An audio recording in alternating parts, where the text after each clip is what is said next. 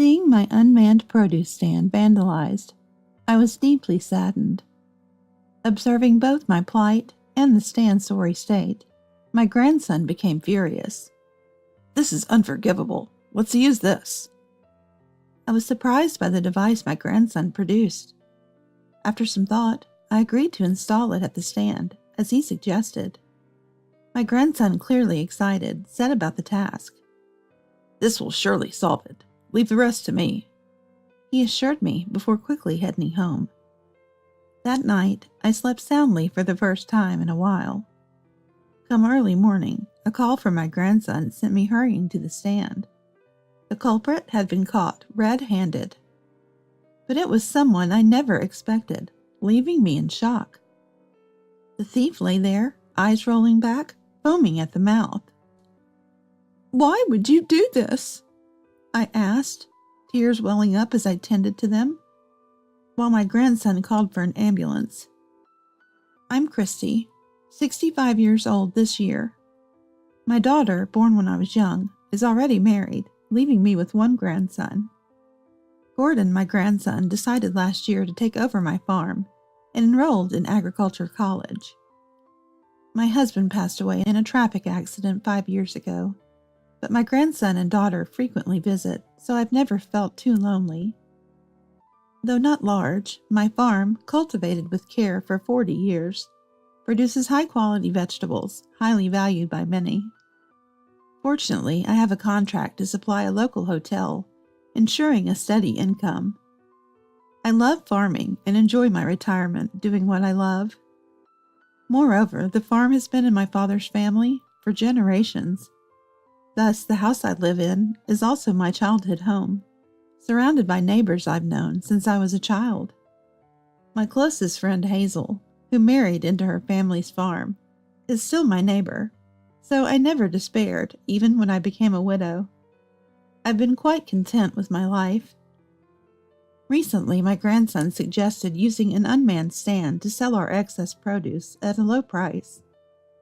Though not a huge seller, it's a good way to share with neighbors. And sometimes people leave notes of appreciation, encouraging me to continue. However, lately, we've had a problem. Theft at the stand. I refill the stand with vegetables twice a day, morning and evening, and the thief strikes at night. Hazel and I tried changing the refill times unpredictably, but to little effect. One day, concerned about me, Hazel came over. As I served her coffee on the terrace, I vented my frustrations. "I just can't catch the thief. It's so exhausting." "It's terrible. Them taking things without permission?" "Exactly." I agreed, grateful for her understanding, and shared all the countermeasures my grandson had suggested. Gordon's ideas were to install a dummy security camera, hang a bell at the entrance overnight, and set up a motion-activated light. He provided all the equipment, so all I needed to do was turn them on and off. "Gordon's such a kind boy. Christy, you're so lucky." I am grateful to him and to my daughter and to her husband. I just hope the thief stops soon. Hazel replied gently, "I hope so too." Her laid-back nature sometimes made it hard to convey urgency, but her calming presence was a comfort. "Recently, someone's been sneaking into my farm too. Can I see Gordon's security setup? It might help me," Hazel asked. I happily agreed. Then we went to the unmanned sales booth and showed off the bells, security cameras, and lights with motion sensors. Furthermore, my grandchild recently got into DIY and made something like a back door for the booth, which amazed Hazel, and she complimented us. I felt so happy. The idea my grandchild had seemed to work. As for about 4 days, the vegetables at the booth weren't stolen. Maybe this way, even if we don't find the culprit, the problem might resolve itself. I didn't want to make a big deal out of it, so I hoped that it would be the case. However, my hopes were dashed. "This is terrible." One morning, about 4 days later, I went to the booth with freshly harvested vegetables. only to find the ones I had laid out the day before completely trashed. There was no bell sound last night. How did they get in? I noticed the back door slightly ajar. Oh, Christy, what happened? Hazel, look at this. The vegetables are all ruined. Hazel, seeing where I pointed, covered her mouth in shock. She seemed at a loss for words. She offered to help clean up, so I accepted. I decided not to put vegetables out for sale that day and took them home instead. I gave Hazel more vegetables than usual. She said I didn't have to worry about it, but I felt I should. After Hazel left, I called my grandchild to ask if there were any more security measures we could take. Hey, any good ideas for security measures? I told my grandchild about the morning's disaster and asked. After a moment of thought, my grandchild said there might be a solution, and ended the call, saying they'd come to my house later. In the evening, after my grandchild arrived, we headed to the booth together. The stand at the booth was stained, with crushed tomatoes and other vegetables, a clear sign of the mess even without the vegetables. My grandchild inspected and removed all the bells, then cleaned and tidied the wood stand. That should do it. No sign of tampering with the bells or the light's power source since being turned off. And the back door, so inconspicuous. Grandma, did you tell anyone about this? I honestly replied, the only person I told was Hazel. Hearing that, my grandchild seemed to ponder for a moment and then asked to leave the vegetables out as usual. They increased the number of bells and locked the back door. I neatly arranged the vegetables, hoping for the best. That night, I heard bells from the field. My grandchild had warned me not to go out if the bells rang at night, so I just noted the time. The next morning, we went to the booth and found all the bell strings cut and lying on the ground. The destruction was worse than before the security was enhanced. I can't believe this. Looking at the devastated booth, I felt immensely sad. Seeing my dismay and the state of the booth, my grandchild became furious. We can't let this go. Let's use this. I was surprised by the device my grandchild brought out. After some hesitation, I agreed to set it up at the booth. My grandchild seemed excited while installing it. This will surely solve it. Leave the rest to me. Saying so, my grandchild quickly left. That night, I slept soundly for the first time in a while. In the early morning, my grandchild called, and I rushed to the booth. The culprit was caught. But it was someone I never expected. The culprit was lying on the ground, eyes rolled back, foaming at the mouth. Why would you do this? As my grandchild called for an ambulance, I attended to the culprit, tears welling up in shock. In the countryside, an ambulance siren often brings neighbors out to see what happened. While the paramedics were tending to the culprit, our neighbor Isabella came over to check on us. Hey, what happened? Well, I started to explain when the culprit regained consciousness and began to rise at the edge of my vision. Then the culprit pointed at me and shouted, She tricked me! It's her fault! I collapsed! Stunned by the accusation, I was frozen in place. My grandchild stepped in to defend me and retorted, Knowing Grandma was in trouble, it was you who harassed her, wasn't it, Hazel? It wasn't me. Yes, the person foaming and fallen was Hazel. With her hair more disheveled than ever, Hazel denied my grandchild's words. But the evidence lying around clearly pointed to her as the culprit. Hazel, the radishes and carrots next to you? They were from our field and placed in the unmanned sales booth, weren't they? Yes, I bought them. But what a terrible thing to say, your grandson. I was taken aback by Hazel's glaring accusation. I had never heard Hazel speak like that before and was completely bewildered.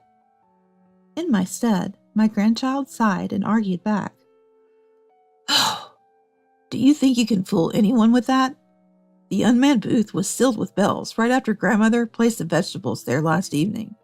So unless someone forced their way in, those vegetables couldn't have been taken.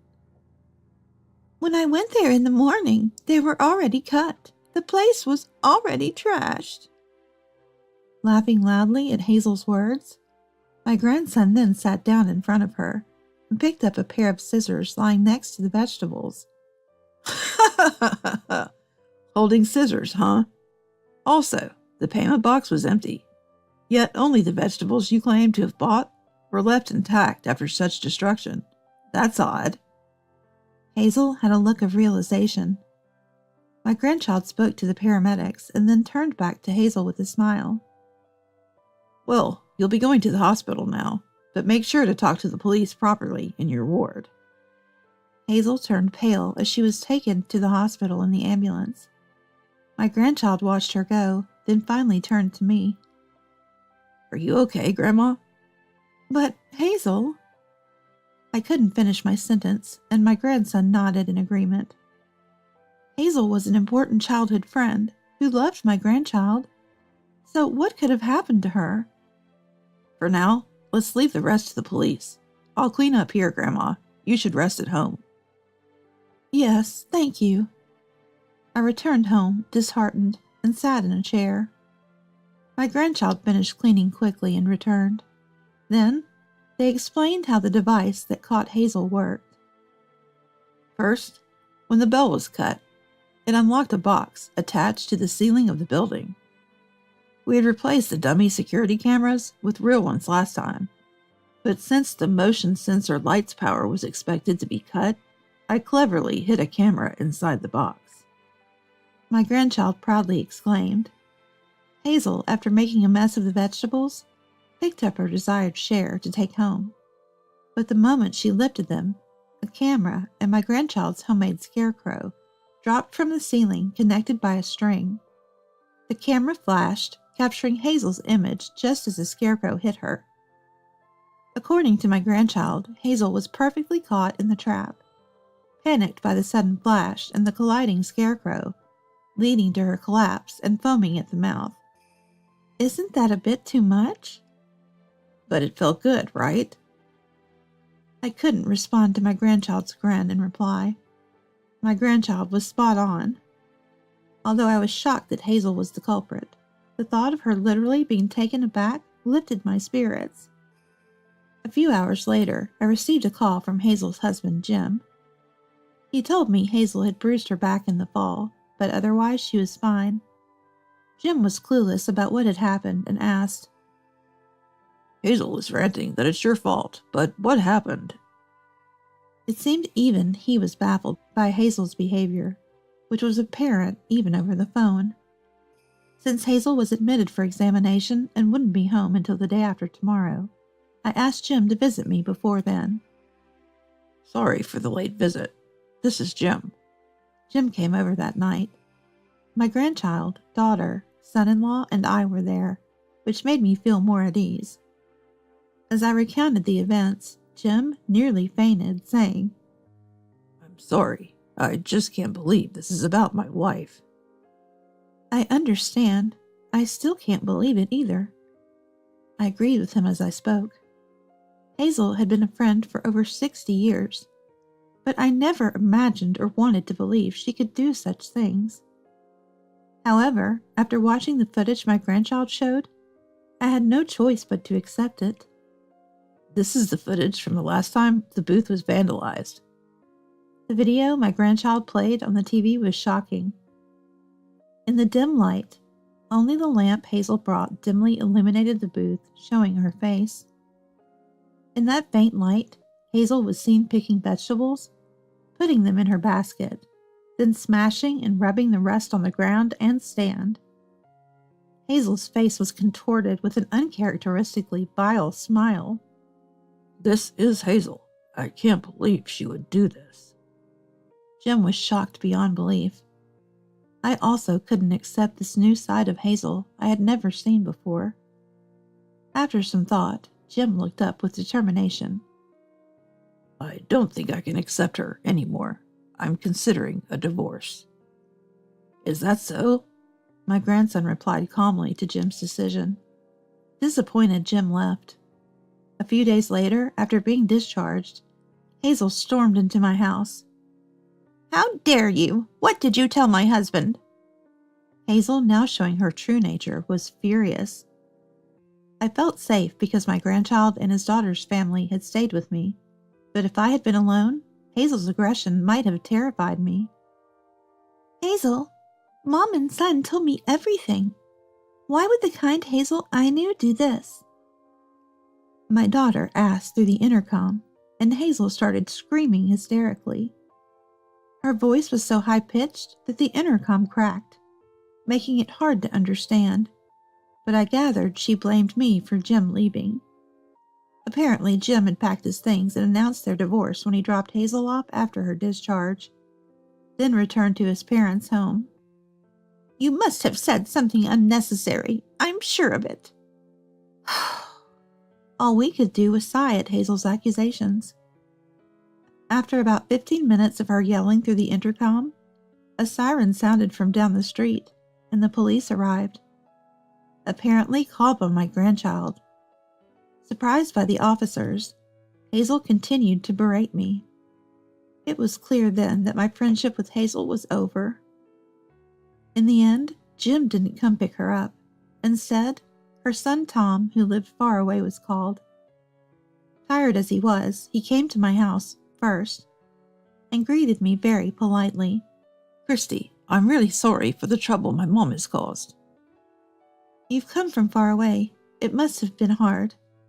When I said this, Hazel's son Tom sighed and shared a shocking story. Apparently, Hazel had been harassing Tom's wife since they got married. Initially, Tom's wife tried to bear it, but the stress eventually took a toll on her health, especially around the time she found out she was pregnant, leading Tom to move away without telling their new address. Unbeknownst to me, Hazel had always been this way, acting as a gentle and kind woman in front of Jim and outsiders, but showing a harsher side only to her son. The reason Tom believed his wife's complaint so quickly was now clear. "My wife knows the reason, but living together is out of the question. I've talked to Dad, and we've decided to place Mom in a facility a bit away." Tom said this, apologizing again. He added that Jim would contact me later regarding compensation for the vegetables. All I wanted to know was why she did what she did. So I suggested to Tom, "Before Hazel goes to the facility, I'd like to have a talk with her." He reluctantly agreed. We chose a family restaurant on the outskirts of town for the meeting, hoping Hazel would be more likely to talk there. On the day, Hazel came, grumbling, led by her son. When she saw me, she clicked her tongue. The woman before me bore no resemblance to the childhood friend I'd known for over 60 years. "What? I don't even want to see your face." "Hazel, please don't say that. Just tell me why you did what you did." When I asked, Hazel laughed mockingly. "You really don't understand." When I nodded again, it seemed to irritate her further, and she clicked her tongue again.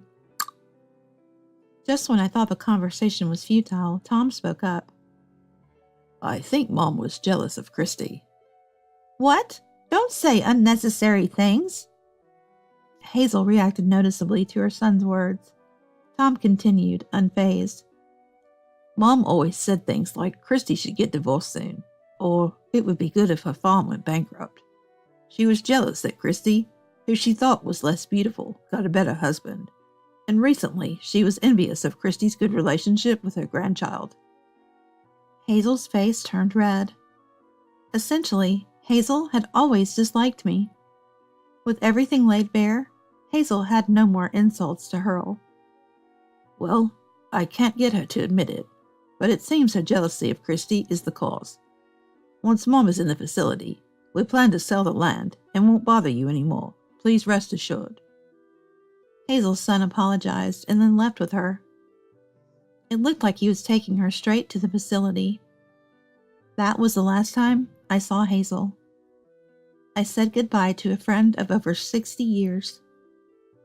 Afterward, Hazel entered the facility.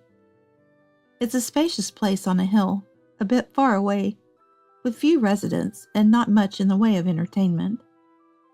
She has no visitors, only a few fellow residents and the staff to talk to. Hazel is always complaining and has no one to listen, leading to a lackluster life. She's recently shown signs of dementia.